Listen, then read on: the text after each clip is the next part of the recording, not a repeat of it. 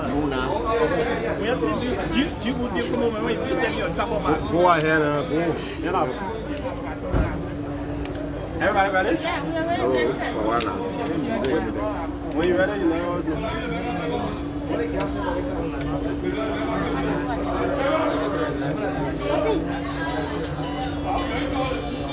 Well, distinguished members of the press,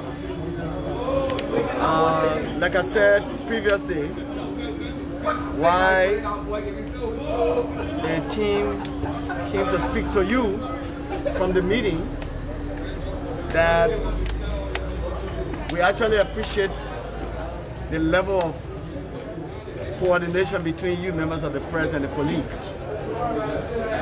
And that coordination remains very much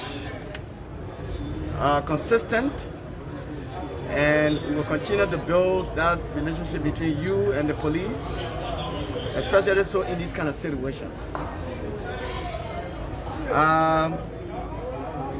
Early this morning, some of our citizens, concerned citizens, over the death of a citizen in the Gardnersville Bell, took to the streets and came to the headquarters to present their concerns to us as a police leadership. Interestingly, it claimed the attention of the President of the Republic of Liberia, His Excellency Dr. George Weah, who designated the Minister of Internal Affairs, Mr. Vani Salih, and the Minister of Gender,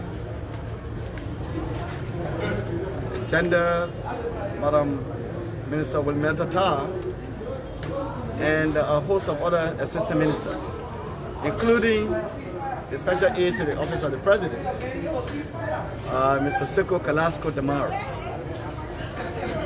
We met, and the concern of the group was the issue of justice, speedy trial, if not speedy trial, but speedy investigation. And they were assured by the police leadership represented through delegation of responsibility from the Inspector General Patrick Sudu, who was before the legislature. Our team, headed by Commissioner Ambrose Nibu, our Commissioner of Police for Administration, assured the concerned citizens that justice will be served, and that the issue will not be swept on the carpet, and that the police will do everything possible to make sure that the perpetrator of said act will not go with impunity, but will be made to face justice. We made them to understand that when one of our citizens' life is taken away, it concerns us, especially so given our statutory responsibility of protecting life and property. And so they were also spoken to by Minister Salih, Minister Tar, Seku, and the rest of the heads of government delegation that came to join us, and they were assured that justice will be served. As a way of going forward with the investigation, a 5-man team was constituted in the meeting, at the close of the meeting, and that 5-man team will work with the police every step of the way in giving updates to the family and concerned persons as per the status of the investigation before the close of the investigation. They were assured that the investigation will be conducted impartially, and that it will also be conducted speedily, so that the aggrieved family and those persons who are mourning the death of Ali are given justice. And so I want to appreciate you, members of the press, and assure you, members of the press, that we remain very much committed in ensuring that no backup will commit an act, especially beyond his or her call of duty, and go with impunity. Because when a backup is protected in any act, what it does is that it creates more backups. And this administration, under the leadership of Patrick Sudu, will not hesitate to take appropriate actions, administrative actions, in ensuring that any officer or officers that go beyond the call of duty face the full weight of the law. Thank you. Okay, Honorable Carter. Can we do it once at a time? He's a Muslim and he needs to be buried. The one they're buying. Okay, the Minister of Internal Affairs had also informed them that there are times, traditions are sometimes, worked on based on the prevailing situation, right? There's a situation of an investigation. And if you go ahead immediately in line with tradition to bury, automatically you might be burying the evidence. So they were asked to exercise patience until the close of the investigation. Where are we relating to the alleged perpetrator of the act? Have there been any action taken against this young man while the investigation is ongoing? Well, those responding officers who actually were carrying on inspection are currently in our custody at headquarters here. How many of there are how many? We're talking about 3 officers. Okay. Name them for us, please. I can't recall all the names of the officers, but definitely you would But definitely. do you have the main perpetrator who I'm There are told? officers assigned with the Public Safety Division.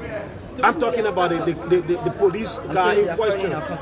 The officer in question who I'm told had his hand hitting this young man, allegedly which resulted in his death. Is he also being arrested? I said all the 3 officers that were carrying out the inspection, at which time this incident happened, all 3 of them are in our custody. Can you confirm your earlier statement when you said they have been disrupted?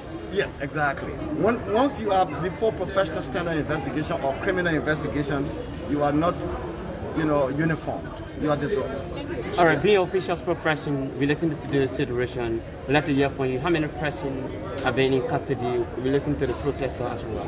Well, it was just an unfortunate incident. Why these discussions were ongoing very successfully. As a matter of fact, when they had attempted blocking the main route of the, Capitol Hill, we had asked some of their delegates who were with us discussing to go and be the ones to talk to them, because we thought that they would listen to their people more than even if we had gone there to talk to them. So they had designated Mr. Jabate to go and talk to them. So Mr. Jabate at some point in time, having made frantic efforts to talk to them and they could not listen, had to call us back to say he had tried his best and he could no more handle the situation, and so he was calling for police to move in. So Mark gave you the instruction to do what you did? I can't say, you see, when you are using words, James. That is what I'm asking you. Let me just say something, James. When you are using words, you have to be very meticulous in using words. So you are meticulous. When you say Mark giving police instruction. Mark is not the Minister of Justice. Mark is not the Inspector General of Police to give us instruction. But you just said Mark informed us. He informed you that he had made efforts to, talk to those persons that were on the road to move, but they could not move, so he was asking for police intervention. So why you use excessive force to get them off the street? When you talk about excessive force, it's a choice of word that you have to review. When we use tear gas is conventionally, and I want you to look at conventionally, which means universally, by law or by best practice. That's conventional. When tear gas is used, it is used on a group of people who will refuse to follow lawful instruction, especially to disperse. And when we have such a situation, that is when police will fire tear gas, and that was the situation. Is that the only means to home the situation? Well, that's the only means. When you have a group of people converging and you ask them, please move, and they don't see reason to move, then one of the best means to move. Okay, thank you. Thank you so much. Thank you so much. A little over 8 persons. Okay, thank you. Yes. Thank you so much. Look at this.